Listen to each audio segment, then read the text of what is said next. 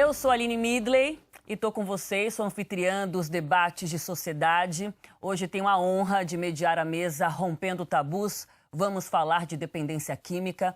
O impacto da pandemia nos desafios das drogas ainda não é totalmente conhecido, mas se sabe que essa crise sanitária aumentou muito as desigualdades econômicas, ampliou desigualdades sociais, criou novas fragilidades, impactando as condições de saúde mental, sobretudo entre as populações mais vulneráveis. Segundo o relatório mundial sobre drogas de 2021, cerca de 275 milhões de pessoas usaram drogas no último ano, enquanto mais de 36 milhões sofreram transtornos associados ao uso de drogas. Ao mesmo tempo, esse período provocou inovações e adaptações nos serviços de prevenção e tratamento de drogas. Modelos mais flexíveis de prestação de serviço, como a telemedicina.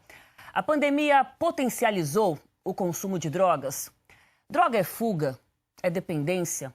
Como derrubar de vez os tabus, estigmas e preconceitos que só atrapalham?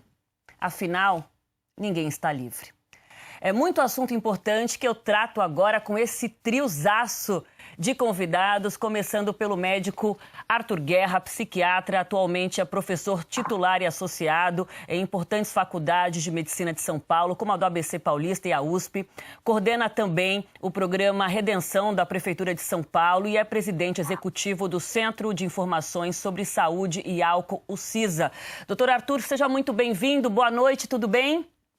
Aline, boa noite Casagrande, prazer em vê-lo outra vez. Boa noite, Aline, prazer em estar aqui com vocês para que a gente possa discutir esse assunto tão importante em termos de saúde pública, o uso abusivo de drogas, drogas lícitas e drogas ilícitas. Obrigado pela oportunidade, Aline. A gente que agradece. Dividindo já a tela ali, iluminando o centro dessa tela, temos a Letícia Colim, atriz com mais de 20 anos de carreira na TV, no cinema, no teatro. Recentemente deixou a gente sem fôlego, interpretando um papel que ela mesma considera ser transformador na vida pessoal e profissional. A Letícia fez a protagonista da série Onde Está Meu Coração, uma médica dependente química, usuária de crack.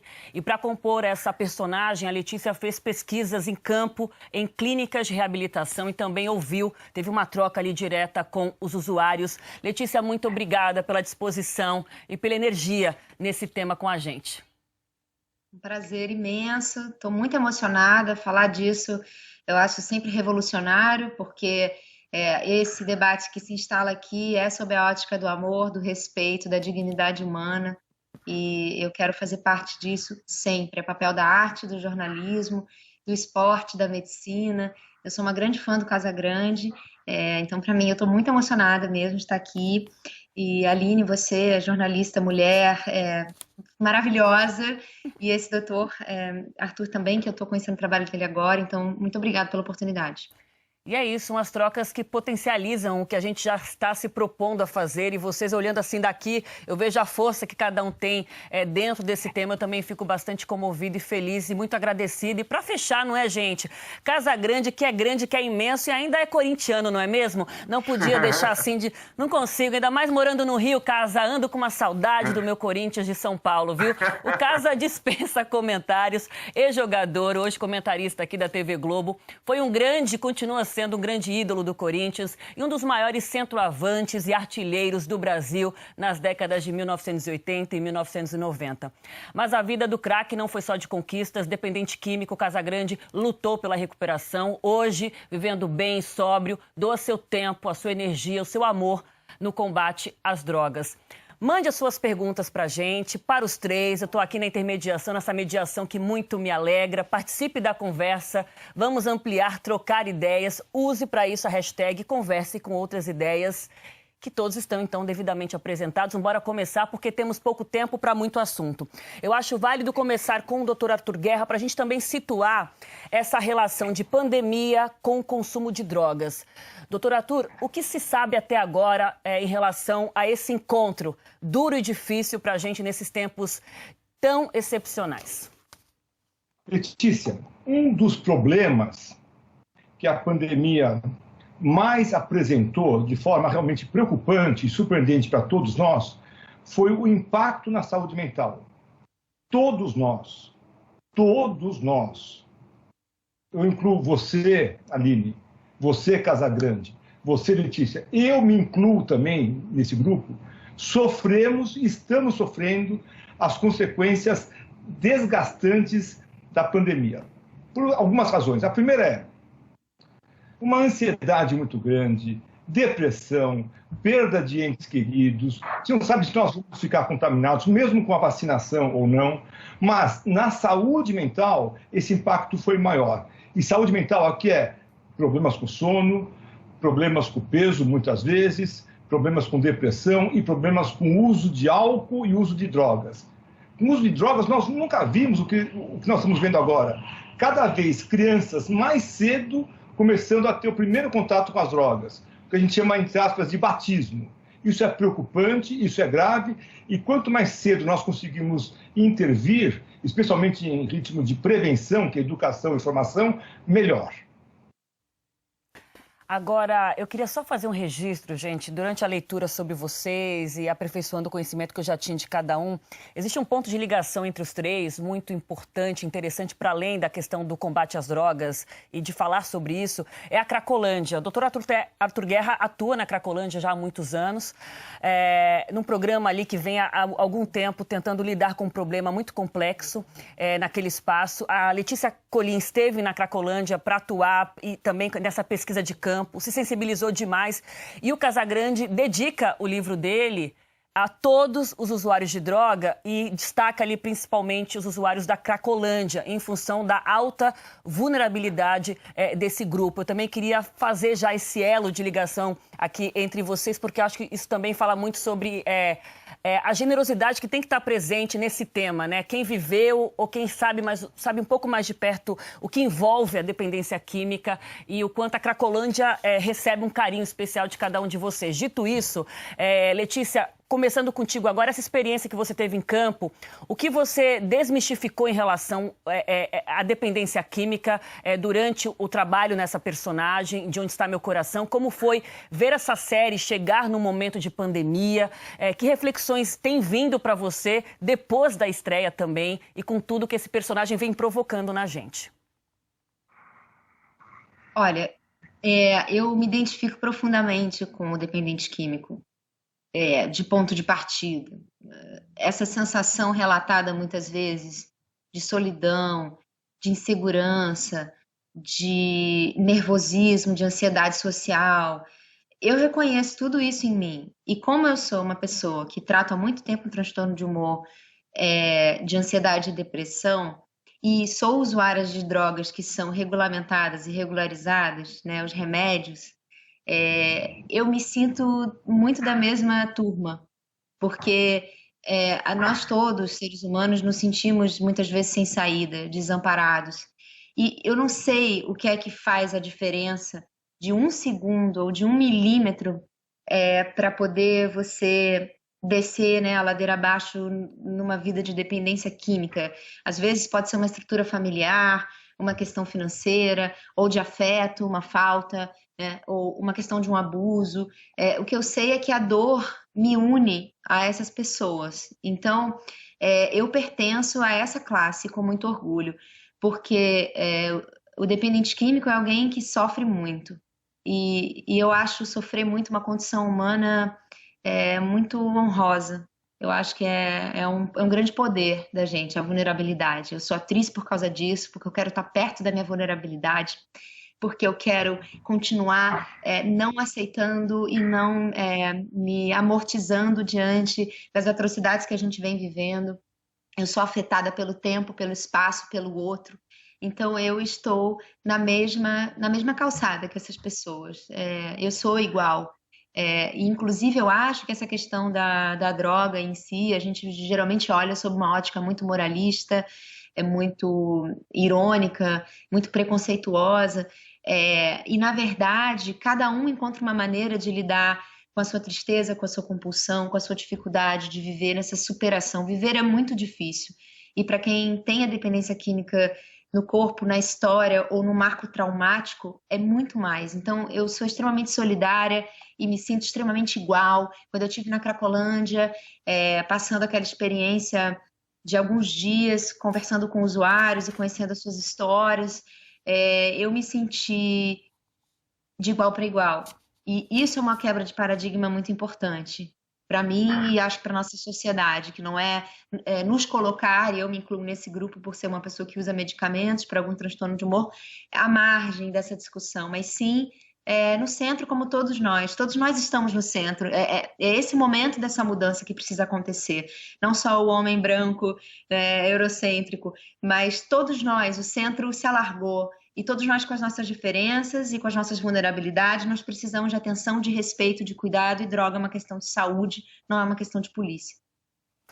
Casa, a Letícia falando muito sobre essa coisa do se assumir dependente químico e falando muito da particularidade de cada processo. Como é que foi isso para você? E conforme o tempo de sobriedade vai passando, conforme ele passa, outras coisas também vão ficando claras, mais claras para você desse processo? Bom, primeiro é um prazer estar participando. Para mim é sempre muito importante. Não tem como não se emocionar, né? Mas assim, sou seu fã, Aline, todo mundo da Globo News, o Dr. Arthur já conheço há muito tempo, já participei de palestras com ele. Depois eu quero falar o impacto que a interpretação da Letícia teve em mim durante a série. O lance é assim, cara, a minha história é muito longa com as drogas, né? Eu comecei a usar drogas por uma questão cultural da minha época, final dos anos 60, o meu ritmo musical, o meu estilo de vida, a minha filosofia de vida, eu já tinha essa certeza, porque era aquilo que eu admirava e o glamour que tinha em cima da droga na minha época, de um alcance espiritual maior, uma cabeça mais aberta, um raciocínio mais rápido. Tudo isso era muito sedutor, além das músicas, dos meus ídolos, das cores. Então eu entrei dessa maneira, querendo entrar mesmo. Ninguém me empurrou, ninguém me forçou a nada. A responsabilidade do que aconteceu na minha vida dali por diante em relação às drogas é totalmente minha. Eu curti, é uma mentira se eu falar, porque eu falo isso até nas minhas palestras, é mentira se eu falar que a droga é ruim. Ninguém se vicia em coisa ruim. A droga é mentirosa. Ela te ilude. E por muitos anos, eu fiquei achando que tinha um controle. Eu descambei, na realidade, eu comecei a usar drogas em 1979. Eu descambei em 2003. E perdi completamente o controle a partir de 2004, que aí eu comecei a usar droga diariamente. A droga de escolha minha era a droga injetável. Eu usei todo tipo de droga, menos o crack, mas a escolha, a droga que eu fiquei dependente, a droga que me seduzia era a droga injetável. Acabei sofrendo um acidente em setembro de 2007, capotei o carro, acordei dentro de uma clínica que o Dr. Arthur conhece muito bem, a Greenwood, meu psiquiatra, Dr. Pablo Roig, que também é amigo do Dr. Arthur.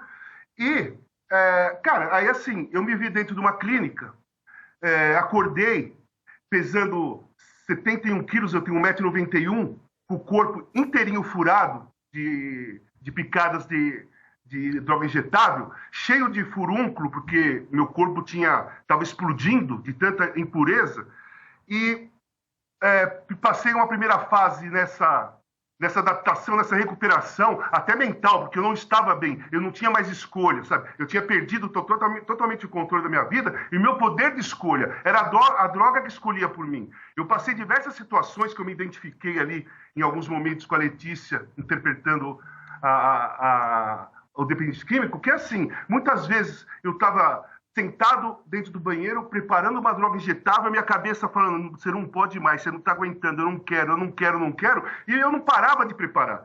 Mesmo negando, eu ia e usava. Então, aquilo ali era desesperador naquele momento, porque ali eu já tinha...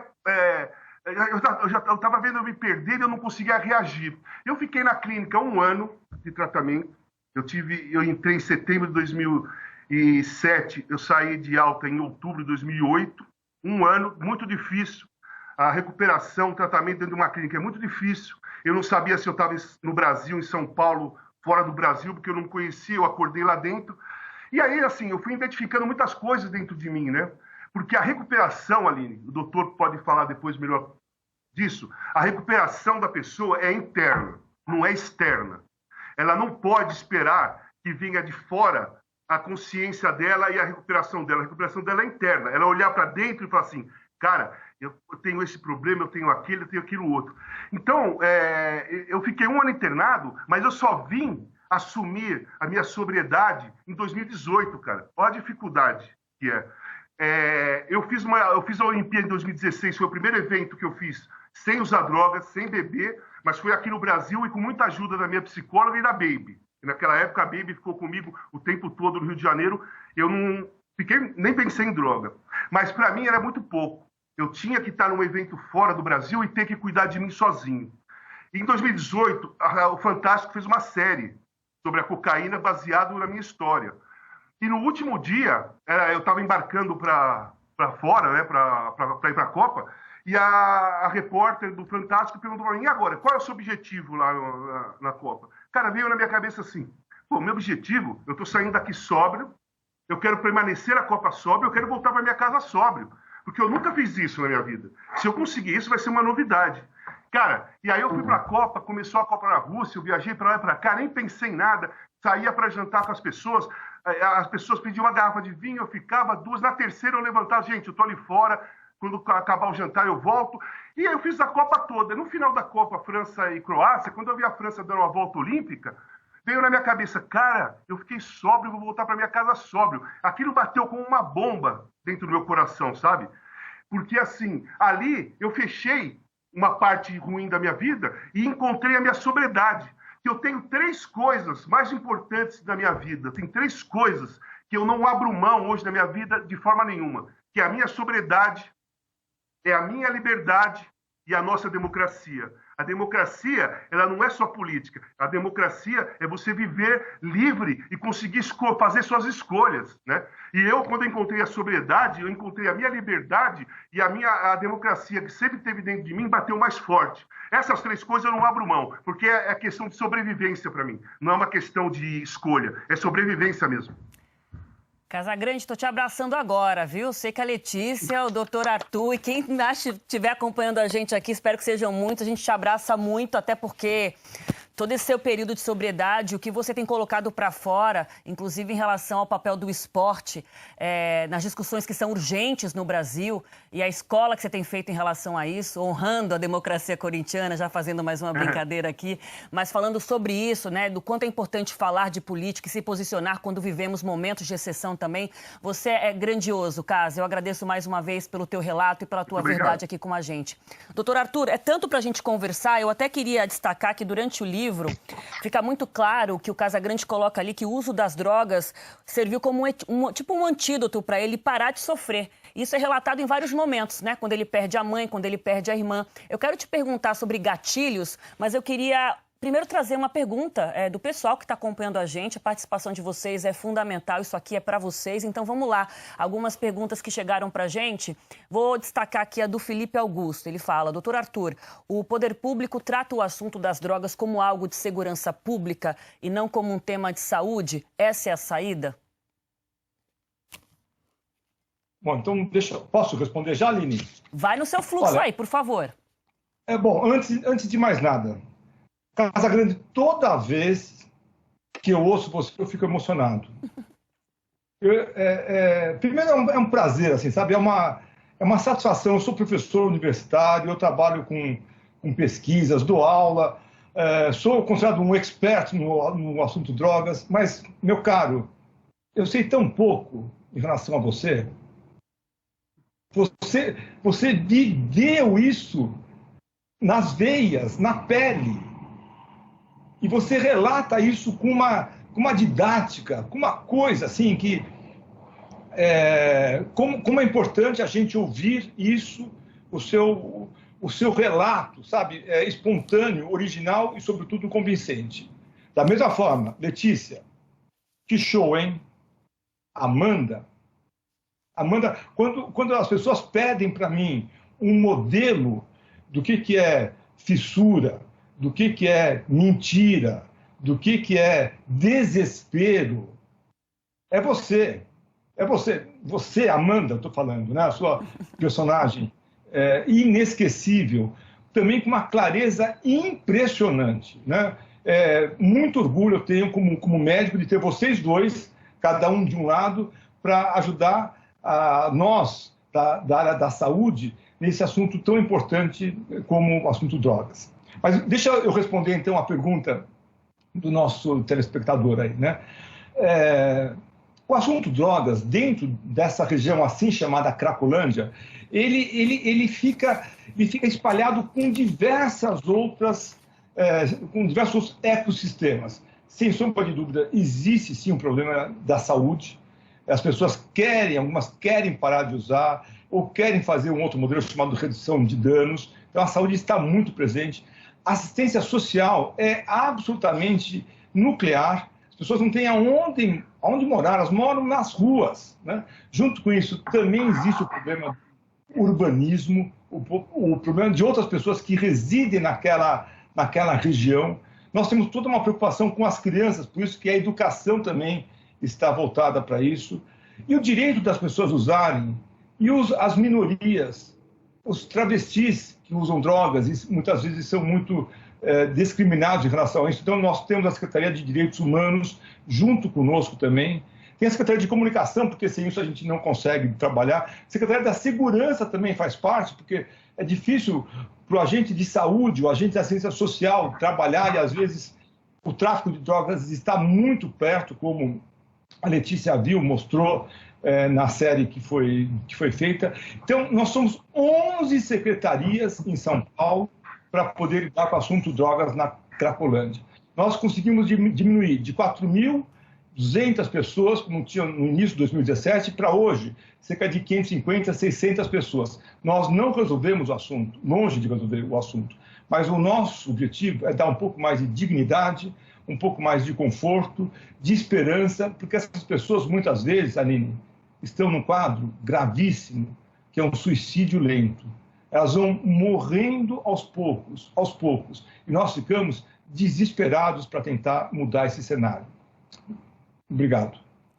Obrigada ao senhor, doutor Arthur. Agora a gente tem uma pergunta para a Letícia, que chega também da nossa audiência virtual. Vamos dar uma olhada, Letícia, perguntando sobre o seu papel, a construção do papel da doutora Amanda, o que mais te impactou durante esse processo. Eu complemento, aproveitando aqui o tempo, a Letícia, em mais de uma ocasião em que ela deu entrevista sobre o papel, eu achei muito legal porque ela disse que a série mostra que há caminhos para a sobriedade, que a série mostra que esse é um problema que alcança a todos, a qualquer momento, de qualquer classe social e de qualquer contexto social. E a própria doutora Amanda é uma jovem médica de classe alta que vive em São Paulo. Então, Letícia, como é que foi esse processo? O que mexeu mais com você, então? Do início ao fim, né? Até hoje mexe, ela me transformou e me transforma, e é um convite para todos assistirem a série. Não é uma tarefa fácil, é muito dolorido e muito curativo, como eu acho que é o livro do Casagrande também, que eu já soube que ele vai mandar para minha casa, que eu estou ansiosa para ler. Mas é esse processo de expurgar, né? A gente vai no fundo do poço e depois a gente volta. Né? E muitos casos de recuperação existem, não é uma travessia individual, ao mesmo tempo que o processo de transformação só começa realmente quando a pessoa que está naquela situação, ela toma um pouco de consciência sobre aquilo e ela deseja mudar, ou ela está já exausta de tanto sofrimento, de tanta recaída. Eu acho que é importante falar de recaída, porque a recaída ela é uma parte do processo. Isso foi uma coisa que eu aprendi. E isso eu acho tão interessante para a gente hoje em dia, porque a gente vive numa sociedade que exige tanto de rendimento, de sucesso, de dinheiro, de produtividade. A pandemia atravessou, a gente atropelou, a gente dizendo para tudo, né? Vocês não podem sair, vocês não podem trabalhar, porque tem uma coisa mortal, letal, e a gente está colocando isso mais em xeque agora. Né? E eu acho que esse nível elevado de cobrança, a minha personagem na série, Amanda, é uma personagem que ela vem de uma família de médicos, o pai dela é um grande médico, que inclusive é divinamente atuado pelo Fábio Assunção. Então isso ganha uma dimensão assim mítica realmente, né, para nossa série. Então o pai dessa personagem é um médico ilustríssimo, e ela quer tanto superar o pai e melhorar, e que ela não aceita o ciclo natural da vida, né? Ela perde um paciente no hospital, que é uma coisa que eventualmente um médico de pronto-socorro, né, de uma emergência, pode passar por essa situação, vai passar. Ela é uma residente, né, uma mulher muito jovem, saindo daquele ambiente universitário, onde você tem, né, o conhecimento, mas não é uma coisa tão concreta, e de repente ela vai para aquele ambiente onde as coisas não são controláveis, a gente não controla a vida. Mas nós não somos ensinados para aprender a lidar com isso. E a Amanda acontece essa mesma coisa. Então ela pira mesmo, ela tem um surto e ela não consegue. E aí ela elege o crack, né, que é uma droga fortíssima, devastadora, que tem um sistema de recompensa muito rápido, né? As pessoas acham que o crack, por exemplo, é uma droga barata. Uma pedra custa R$10, mas uma pessoa passa a usar 40, 50 pedras por dia.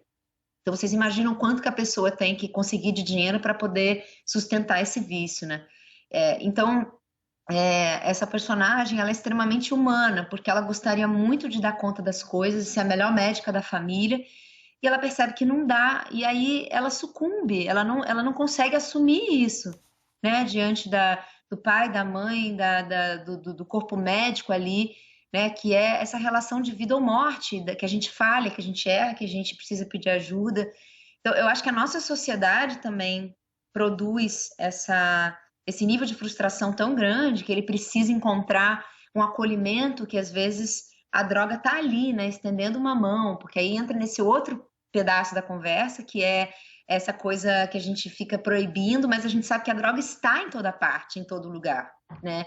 Então, ela é proibida para quem? Ela é proibida a serviço de quê? Quem é que está ganhando dinheiro com isso? Para onde nós vamos caminhar com esse posicionamento social, político das drogas? É uma discussão profunda e necessária e interessante de se fazer essas perguntas, Aline. Muito, muito interessante. Eu ia perguntar para o caso sobre a questão do núcleo familiar nesse processo dele, né? 37 anos lidando com a dependência química. Mas tem uma pergunta da audiência virtual, então vou trazê-la. É importante que as pessoas estejam pertinho da gente trazendo as suas reflexões e questionamentos. A Fernanda pergunta, Casa, quando você percebeu que era um dependente químico? Eu complemento para trazer informação também para quem ainda não leu o livro do caso. O caso deixa muito claro o papel que a família teve. Inclusive, uma das internações involuntárias foi feita pelo seu filho mais velho, não é, Casa? E como é que foi nesse processo? Quando é que você percebeu e se assumiu de fato um dependente químico? É a parte mais difícil? Olha só, eu nunca percebi que eu era dependente químico até eu ser internado. Falei, eu tenho 1,91 m, pesava 71 quilos, cabelo estava enorme, minha barba gigantesca, eu todo furado, não atendia mais ninguém na minha casa, só acordava 2 horas da tarde e ia para a cozinha, eu tinha seringa guardada, droga guardada, olhava alguma comida, lembrava da droga, ficava naquela dúvida, eu ia e pegava a droga. Eu não sei o tempo certo que eu fiquei, porque eu estava completamente transtornado, mas eu fiquei um grande período usando droga das 2 da tarde às 3 da manhã, sem beber água e sem comer, né?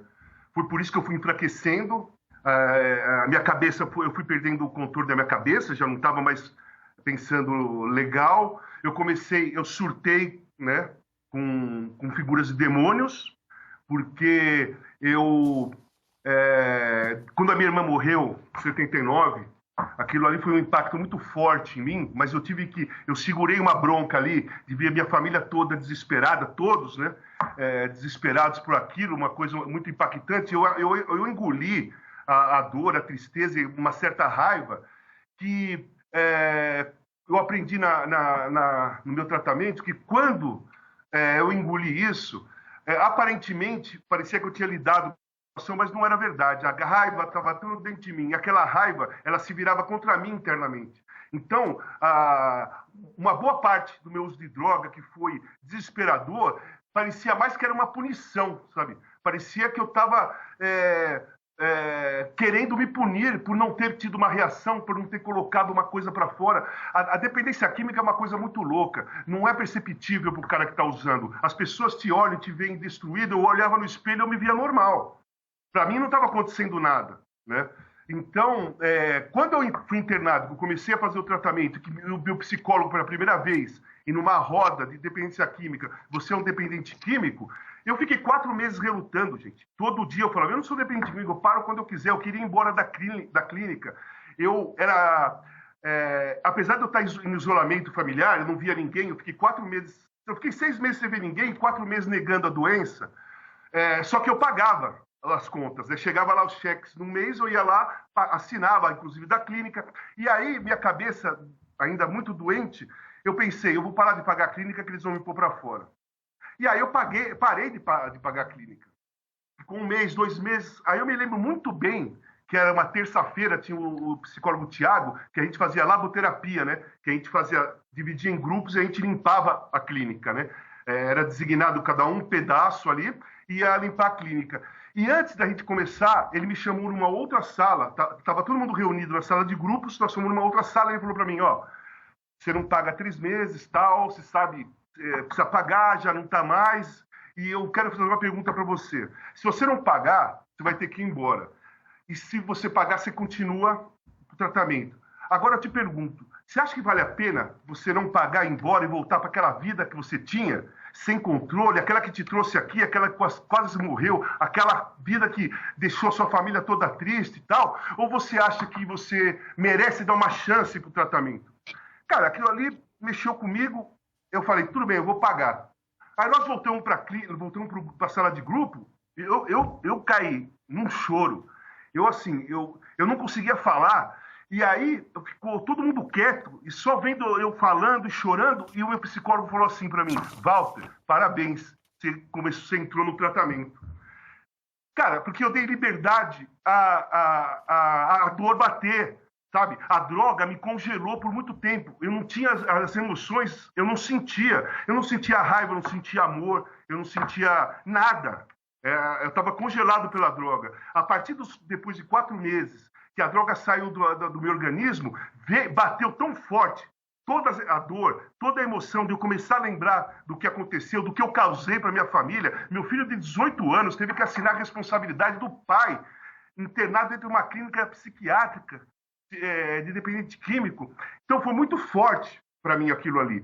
E ali eu comecei a entender o que era, qual era o meu problema, né? Qual era o meu problema? Meu problema, a dependência química, na realidade, era a ponta só do iceberg, né? A droga era o meu congelamento, a droga era uma certa fuga, amortecer aquilo que você não quer sentir. E aí eu fui aprendendo, comecei a entrar dentro de mim, comecei a desenvolver um conhecimento interno, né? Eu precisei, foi necessário, sabe? Eu aprender o que eu era, por que eu fazia aquilo, o que acontecia dentro de mim, onde veio os gatilhos, né? E hoje, por exemplo, eu aprendi todas as minhas limitações e eu consegui, por exemplo, substituir o maior vício que o dependente tem, que é o pico do prazer que a droga dá. A droga te dá um pico de prazer que você não vai encontrar em nada na vida. Nada na sua vida vai te dar um pico de prazer. Você tem um filho, o prazer sobe, mas ele não é um pico como a droga te dá em segundos. E aquilo é viciante. E você tem que voltar, que nem no meu caso, que eu usei por muito tempo, eu não ia mais em nenhum lugar, teatro, cinema, nada, só ia em show, porque eu ia muito louco pro show, e voltava para casa e fazia minhas coisas sempre drogado. Quando, no final do meu tratamento, eu tive uma parte e eu era obrigado, meu psicólogo falava para minha AT, né, a minha acompanhante, vai na casa dele, tira ele de lá sábado à noite, que ele tem que ir a algum lugar. Aí eu falava, pô, hoje eu não quero sair, ela me pegava e me levava. Eu comecei a ir ao cinema de terça, no final da tarde, quinta, sábado à tarde e à noite teatro. Eu comecei a fazer isso. Cara, eu consegui ter o prazer no teatro e no cinema, que depois de um tempo, aquele prazer estava me dando satisfação, estava sendo bom para mim. Eu não estava mais sentindo o prazer do pico, eu estava gostando do prazer que a vida dá. E uma das maiores reclamações que eu sempre ouvi dentro do grupo terapêutico, quando a gente já está fora da clínica, HD, hospital dia, sabe? Você já dorme em casa e você volta para a sociedade, eu vi muitos, mas muitos dependentes químicos falando assim, pô, cara, a minha vida está muito chata. É esse o prazer que a vida dá? É isso aqui? É isso que vocês gostam? Pô, eu não vou conseguir, eu não gosto, não vou conseguir. É muito difícil para o dependente químico voltar para a sociedade e encontrar algum prazer que dá aquela mesma satisfação, aquele mesmo pico. E eu fiquei muitos anos tentando tapar esse buraco. que criou dentro de mim. E eu fui aprender dentro do tratamento que eu não tinha que tapar buraco nenhum, eu tinha que lidar com aquele e arrumar outra coisa que me desse satisfação e prazer de viver, né? E eu encontrei o meu prazer de viver no teatro, no cinema, nos meus... Eu sou produtor cultural também. Eu fiz um evento em homenagem a Doriana Barbosa no Teatro Municipal em 18. Vou fazer, dia 23 de junho de 2022, uma homenagem ao Luiz Gonzaga, também no Teatro Municipal, que aquilo, para mim, me dá tanto prazer, que eu nem lembro do prazer falso, de aquele pico de prazer que a droga me dava. Mas é uma estrada muito difícil para conseguir. Inclusive... E eu não percebi que eu era dependente químico. Falaram para mim. Entendeu? O caso Falaram para mim. Caso você falando sobre caminho, né? Eu já ouvi você falar sobre o livro outras vezes, mas te sentindo assim tão perto da gente, de mim, faz todo sentido o título do seu livro, Travessia, né? Porque é uma travessia com muitas paradas, com muitas etapas e com muitas voltas, com muitas idas e com voltas de novo. O Casa falando muito... Oi, Casa, diga. Só uma coisa. A Letícia falou de travessia quando ela estava na fala dela. Aí me veio na cabeça, porque eu tenho 2 livros. Um chama Casagrande e Seus Demônios, que foi o meu período pior, que esse livro termina quando eu tenho alta em outubro, mas conta toda a minha história de surto psicótico, de conviver com imagens demoníacas na minha casa, de um determinado momento eu só ter um retângulo na sala para eu ficar sentado, porque todos os lugares da minha casa eu via demônios, eu não tinha mais outro lugar. Eu ficava a madrugada toda sentado num retângulo, esperando clarear, porque 6 da manhã, quando clareava, esses demônios desapareciam. Eles só voltavam de noite. Então eu tinha só um retângulo na sala. E eu conto essa história no meu primeiro livro, Casagrande e Seus Demônios. Mas o Travessia, eu conto exatamente a travessia da socialização. Aquela que depois da minha alta, que eu tive que voltar para a sociedade, que é o período muito mais difícil do que aquele da internação. Porque ali dentro da internação eu estava seguro, não ia ter droga de jeito nenhum. Agora, na sociedade, eu ia ter que me virar. E eu conto essa travessia, que eu acho a coisa mais importante, assim. Talvez tenha sido, relacionado ao futebol, o gol mais importante que eu tenha feito na minha vida foi ter alcançado a minha sobriedade. Sensacional. Agora, doutor Arthur, a partir dessa travessia relatada pelo caso, sobre a qual a Letícia também falou, hoje o que a gente tem de mais, não sei se a palavra certa seria moderno, mas de mais avançado, de maior consenso na psiquiatria em relação aos melhores caminhos para essa travessia, para a sobriedade do dependente químico? Eu aproveito para incluir uma pergunta que chegou para a gente da audiência. O senhor pode juntar tudo isso para a sua resposta. Vamos dar uma olhada, gente? Uma pergunta que chegou aqui para a gente sobre tratamento. Olha aqui, ó, a Bruninha. Doutor Arthur, o que o senhor pensa sobre o uso da cannabis medicinal? Aí eu acho que dá para a gente juntar tudo para falar sobre tratamento brevemente.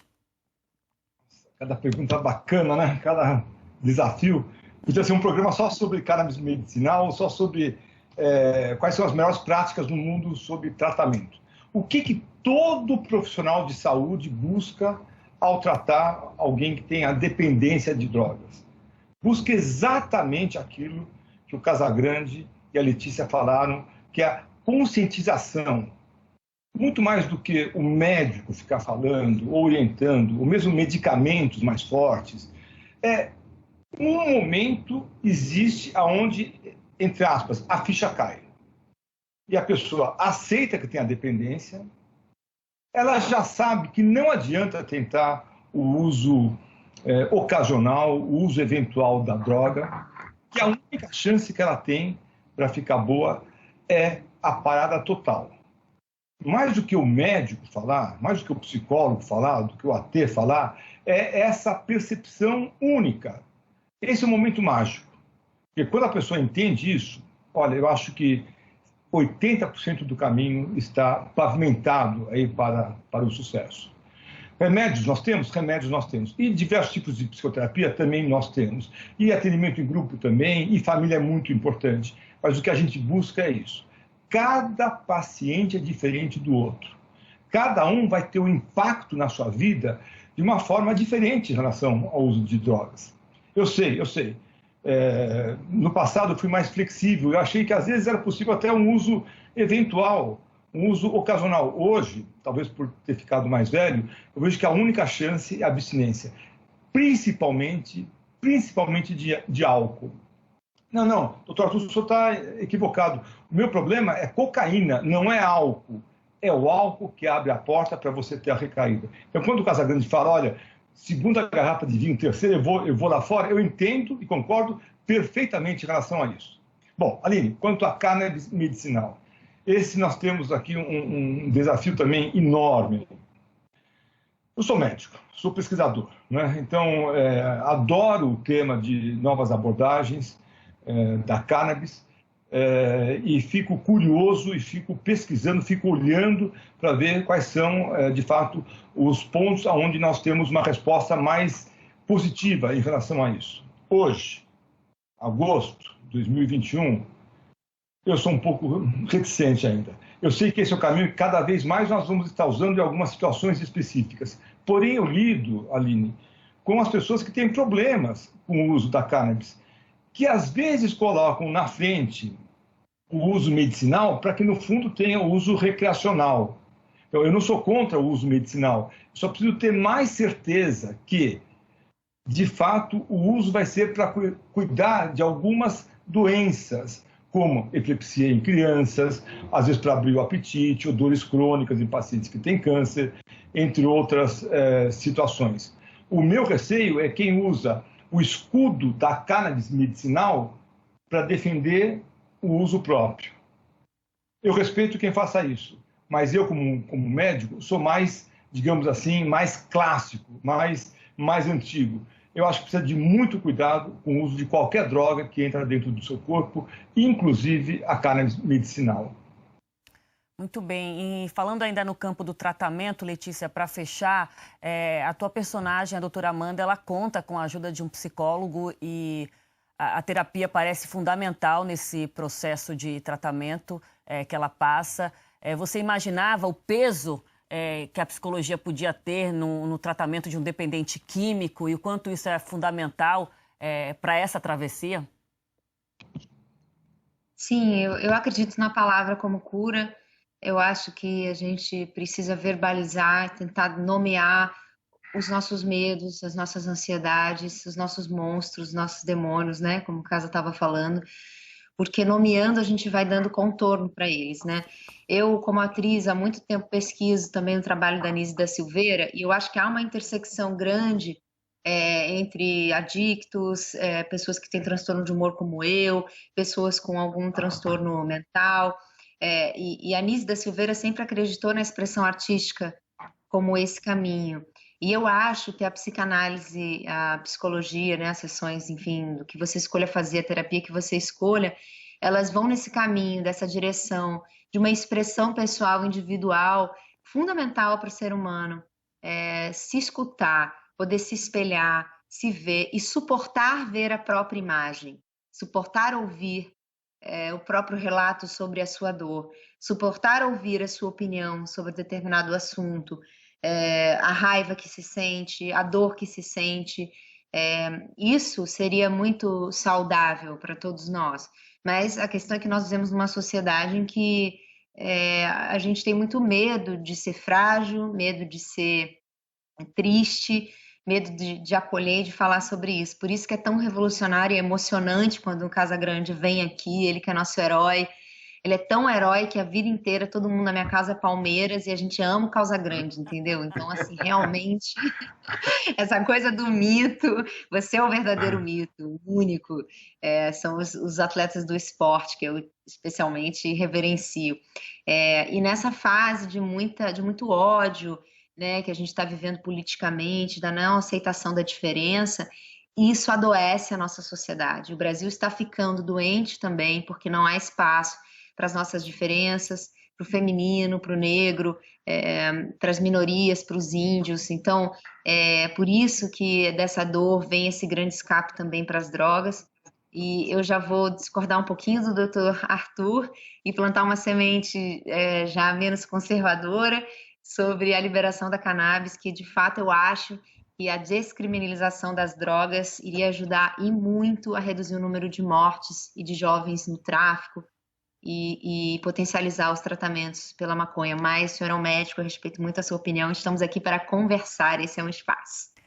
Exatamente, conversar com outras ideias.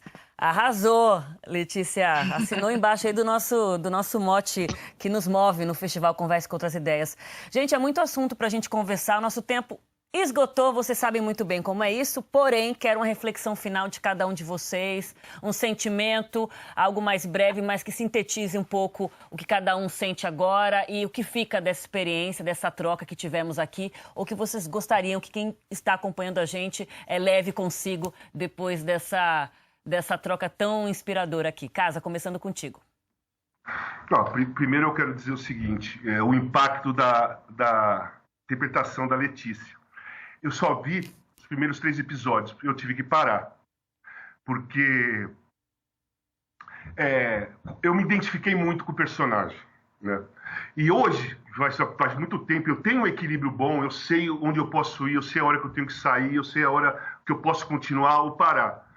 E a interpretação de um ator, quando faz um personagem que é dependente químico em pleno uso, o risco dele exagerar é muito grande. Mas você não exagerou. Eu me via passando tudo aquilo que você passou.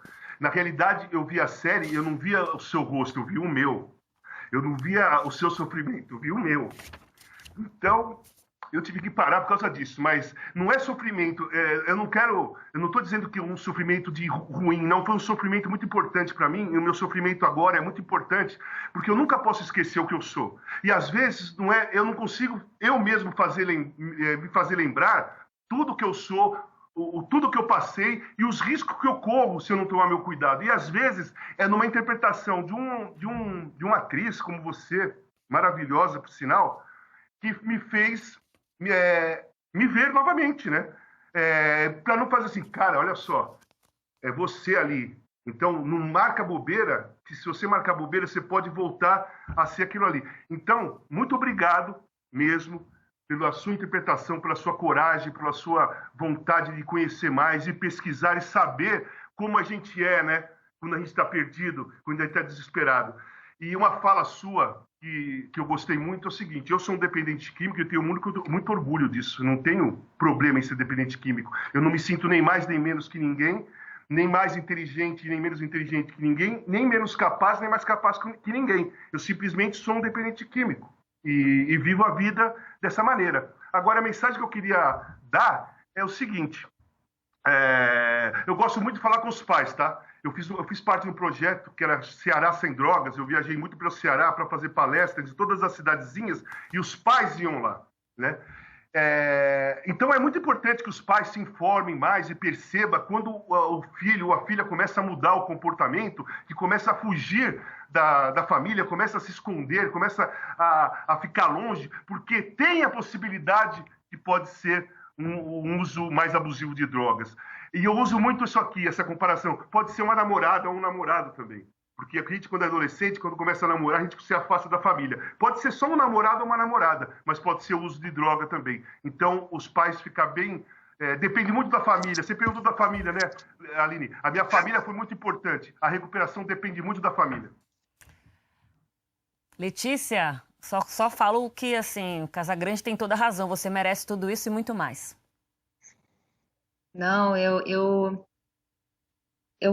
tenho uma gratidão imensa por esse ofício. Eu respeito demais a arte, a cultura no Brasil e a gente precisa valorizar isso. A gente está sendo tão abandonado, tão sufocado nesse momento de pandemia e com esse desgoverno. Então, eu preciso também falar em nome da minha classe, porque nós tornamos possível que a gente se emocione, que a gente se comova, que certos assuntos que são muito duros, espinhosos, constrangedores, que eles possam entrar nos lares das pessoas, provocando discussões, provocando encontros, provocando esse desabrochar de novas ideias, e que a gente se abra e a gente entre numa chave mais afetiva. É para isso que esse trabalho existe, para que a gente possa se ver, se espelhar, se emocionar, se lembrar. A arte tem esse papel, a cultura, né, de preservar a memória da gente como nação e a memória de nós mesmos, como você bem disse, Casa, o que a gente é, o que a gente passou. A gente vê uma cena de um filme romântico, a gente se emociona, a gente se conecta com aquela sensação, um filme dramático, com aquela dor, porque nós precisamos estar próximos das nossas dores, dos nossos sentimentos, acima de tudo, dos nossos sentimentos, e é esse nosso trabalho. Então, é com muita alegria que eu exerço o meu ofício de atriz. Foi uma grande oportunidade o trabalho da Amanda. Quero agradecer a Luísa Lima, que é a diretora dessa série, ao Jorge Moura e ao Sérgio Gondenberg, que escreveram brilhantemente. E essa oportunidade de estar hoje aqui, continuando essa conversa com afeto, com respeito, com dignidade. E é assim que nós vamos avançar. Muito obrigada. Muito obrigada, Letícia. Doutor Arthur Guerra, por favor. Bom, Letícia, eu ouvi uma frase um dia que ficou na minha cabeça, que é a seguinte: nas divergências de opiniões que a gente cresce. Ouvindo uma opinião diferente como essa que você acabou de dar, legal, sabe que deu vontade de conversar mais com você, não para ficar discutindo a ideia só, mas vamos ver se a gente consegue arrumar algum espaço, mesmo nesse mundo virtual, para a gente possa entender melhor a posição um em relação ao outro, né?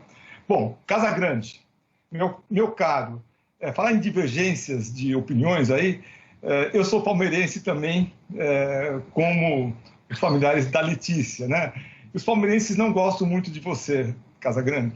Eu não sei se você lembra Palmeiras e Corinthians 5-1 em 2013. Está entalado até agora na minha garganta, não passa. Tantos anos depois, quase 20 anos depois, fica aquela coisa. Olha, mas eu vou te falar uma coisa, Casagrande. Eu adoro você, eu respeito você, eu gosto de você, sabe? Corintiano, não. Você é gente e você ensina a gente com muita coisa. A última mensagem, então, Aline, é uma frase que eu gosto de repetir. O exemplo, e aí nós temos Letícia e nós temos Casagrande, o exemplo não é a melhor forma de ensinar alguma coisa para alguém. Ponto final. É a única. É mais o exemplo do que qualquer outra coisa, do que consultas médicas, palestras, remédios, filmes, tudo. É esse exemplo que mais fica na alma de cada um para que nós possamos ter um mundo melhor. Para nós, para os nossos filhos e para os filhos dos nossos filhos também. É isso. Doutor Arthur Guerra, queria dizer que a palavra que eu ia usar para definir esse nosso encontro era exemplo, mas como o senhor já usou, eu vou usar verdade. Mas quero voltar ao exemplo porque quero dizer que o senhor também é um grande exemplo.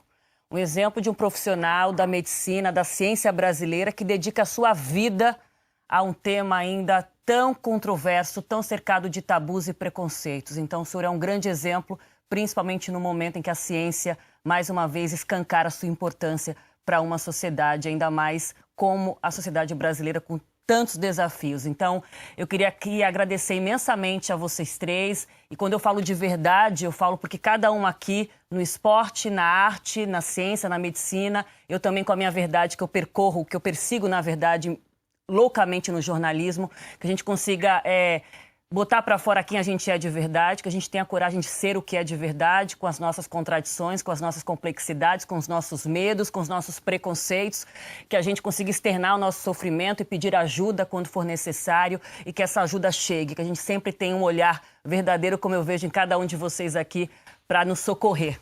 Muito obrigada, minha admiração profunda. Casagrande, Letícia Colim, doutor Arthur Guerra, um beijo para vocês. E pontes feitas, né? Quando der, me chamem para essas conversas aí que eu sei que vão rolar. Outras ideias rolarão entre esse trio. Um beijo gigante para vocês e para vocês que nos acompanharam nessa noite. Estamos chegando ao fim dessa conversa. Agradeço demais a presença de todos.